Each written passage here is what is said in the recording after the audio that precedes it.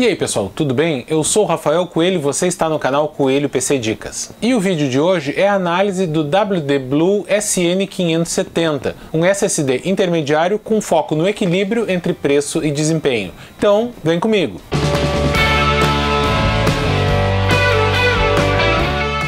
Como eu já comentei no teste do WD Black SN850, que é o modelo com maior desempenho da Western Digital, atualmente a gente considera que um SSD é topo de linha apenas se ele usa interface PCI Express 4.0. Os SSDs que usam interface PCI Express 3.0 podem ser considerados intermediários se eles utilizam memórias NAND de alto desempenho, ou mesmo de entrada, se eles utilizam aquelas memórias NAND tipo QLC, que são mais lentas e mais baratas. Isso sem nem falar dos SSDs SATA, que só são uma opção caso o seu computador não tenha onde ligar um SSD PCI Express NVMe. Eu mostrei isso no teste do SSD da Netac. Então, o WD Blue SN570 é um SSD intermediário, já que ele utiliza formato M.2, interface PCI Express 3.0, padrão NVMe e custa bem menos do que os modelos topo de linha. O WD Blue SN570 está disponível em capacidades de 250 GB,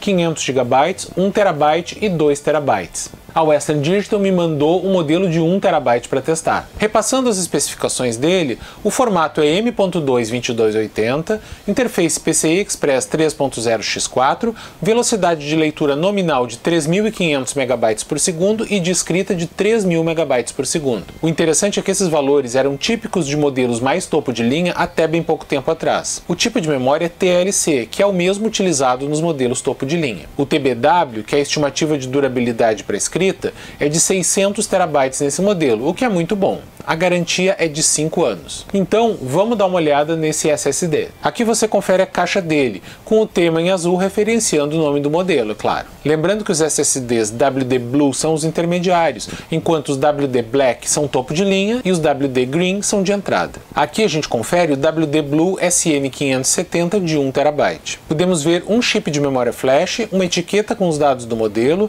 um pequeno circuito regulador de tensão e o chip controlador. Mais nada. Do lado de baixo não há nenhum componente. Realmente surpreende um projeto tão simples, praticamente só com controlador e mais um chip de memória. Note que ele não traz chip de memória RAM, que normalmente é utilizado nos modelos topo de linha para acelerar o acesso. O chip controlador é o 2082-01003A1 da SanDisk, lembrando que essa marca é de propriedade da Western Digital. Infelizmente eles não divulgam mais detalhes sobre esse chip. O chip de memória NAND tem a marcação SanDisk, mas é um chip Toshiba TLC BIC S5 de 112 camadas. Bom, e quanto ao desempenho do SN570? Eu instalei esse SSD em um computador e rodei os testes com o programa Crystal Disk Mark 8. Primeiro rodei com um arquivo de teste de 1 GB e depois com um arquivo teste de 64 GB para ver se o desempenho se mantinha o mesmo. Eu também rodei o teste Storage Benchmark do 3D Mark, que simula o carregamento, a instalação e o save em vários jogos, para verificar o desempenho do SSD nesse tipo de aplicação. Você confere a configuração da bancada de testes nessa tela. Para a gente ter uma base de comparação, eu rodei os mesmos testes em outros dois SSDs, ambos com interface PCI Express 3.0. Um deles foi o Seagate FireCuda 510 de 2 TB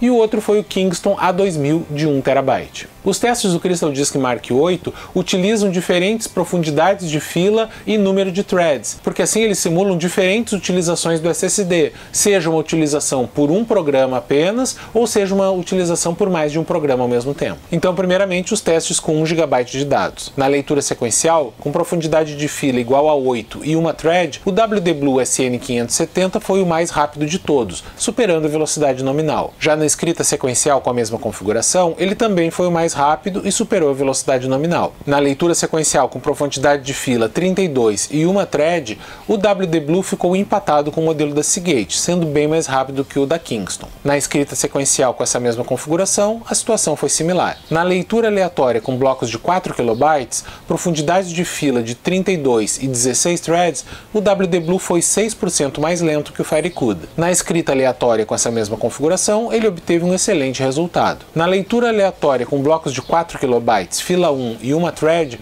ele manteve 60 MB por segundo, acima da Seagate e um pouco abaixo do A2000. Na escrita aleatória com essa configuração, o resultado também foi ótimo. Agora vamos aos testes com arquivo de 64 GB. Na leitura sequencial com profundidade de fila 8 e uma thread, o WD Blue conseguiu manter a alta taxa de transferência, sendo mais rápido que os demais. Na escrita sequencial, ele também foi o mais rápido. No teste de leitura sequencial com fila de 32, ele ficou empatado com o FireCuda 510 e ambos foram mais rápidos que o Kingston. No teste de leitura sequencial com essa mesma configuração, dessa vez ele ficou empatado com o Kingston e foi mais rápido que o Seagate. No teste de leitura aleatória com blocos de 4 KB, fila de 32 e 16 threads, ele foi o mais lento de todos. Na escrita com essa mesma configuração, ele também foi o mais lento. Já na leitura aleatória com apenas uma thread e fila com um comando, o SN570 ficou atrás do FireCuda por 17% e atrás do A2000 por 63%.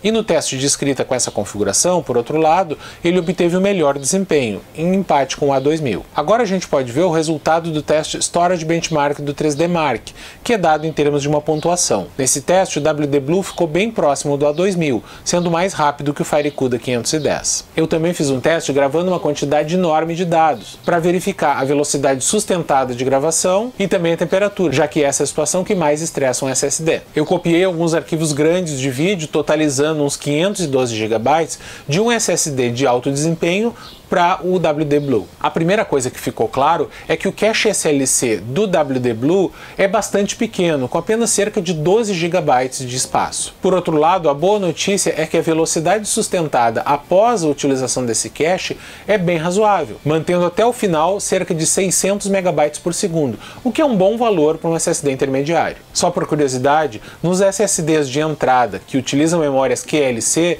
essa velocidade sustentada é muito mais baixa, chegando a valores tipo 20 MB por segundo em alguns casos. Durante esse teste, que como eu falei é aquele que mais estressa o SSD em termos de temperatura, o WD Blue atingiu uma temperatura máxima de 65 graus Celsius, com uma temperatura ambiente de 20 graus Celsius. Aqui é bom que fique claro que eu não utilizei dissipador nesse SSD, ou seja, mesmo numa situação de estresse máximo e sem dissipador, ele ficou numa temperatura razoável e não sofreu perda de desempenho por causa da temperatura. Então, qual minha conclusão sobre o WD Blue SN570 de 1 TB? Mas antes disso, vou te pedir que deixe o like no vídeo e se ainda não é inscrito no canal, se inscreva. E se você já é inscrito e já acompanha o conteúdo, já pensou em se tornar membro do canal? É um valor muito pequeno que você paga por mês e ajuda bastante. Você passa a fazer parte da comunidade VIP do canal, que inclusive ajuda a decidir quais os assuntos dos próximos vídeos. Além disso, você ganha um selinho ao lado do seu nome e prioridade para resposta nos comentários.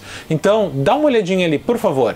Valeu, hein? Bom, em relação a essa conclusão, não tem muito o que se estender. O WD Blue SN570 é um SSD simples com excelente desempenho para sua faixa de mercado. Se a gente comparasse ele com os SSDs topo de linha de pouco tempo atrás, com certeza ele estaria entre os melhores. Claro, no contexto de hoje em dia, com os SSDs topo de linha atingindo mais de 7.000 MB por segundo, o WD Blue se situa entre os intermediários, mas com destaque. No dia em que eu gravo esse vídeo, nas lojas aqui do Brasil, o modelo de 1 TB está custando menos de R$700. Isso é um pouco acima do que custam os modelos de entrada, mas é bem abaixo do que estão custando os modelos topo de linha. O TBW de 600 TB desse modelo é equivalente ao que a gente encontra em modelos topo de linha. Isso, juntamente com os 5 anos de garantia, é um forte indicativo de que se trata de um SSD muito confiável. Então, se você está procurando um SSD intermediário, mas não quer gastar uma fortuna com os modelos topo de linha, o WD Blue SN570 é uma excelente opção.